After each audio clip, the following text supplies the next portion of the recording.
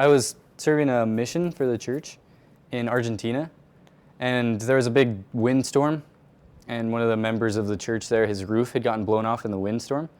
So my mission companion and I, we went to help him put it back on, and we were using a hammer, and the hammer was a little old, and as I hit the hammer against another part of the roof, sparks flew out, and one of the sparks actually shot into my eye. And he had been doing a service project, helping out, cleaning up after some kind of typhoon or rainstorm, and it had a piece of metal lacerate open his eyelid, cut his eyelid in half, lacerate open his eyeball, and lodge in the back of the orbit. So it was a very significant trauma. 5 hours after I was in the hospital, I was on an airplane back here to Mesa.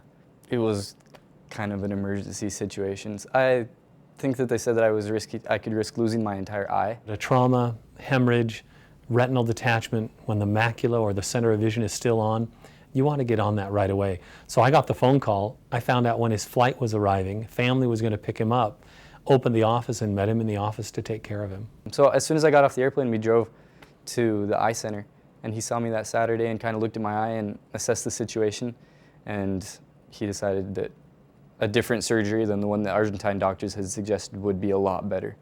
We were able to go in, repair the retinal detachment, remove the traction, fix the scar tissue, revise the wound on the open globe, make sure he didn't have any foreign body or metal piece of a nail head inside his eye.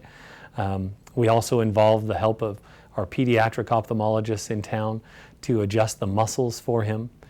His retina reattached.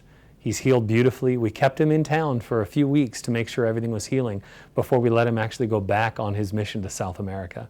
Last time I checked with Dr. Graff, it was 2020. And I went to take the driver's test today, and they had me do an eye test, and it was perfect, which I think is a pretty big deal because you don't just recover from something like that and get 20/20 vision again. The patients have to do everything right after surgery, position themselves properly and follow strict instructions.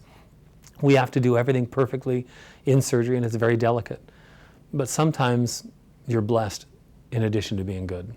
We try to be good. We try and be the best we can. But sometimes you need a blessing as well. And Ben certainly got that in addition to his part and our part.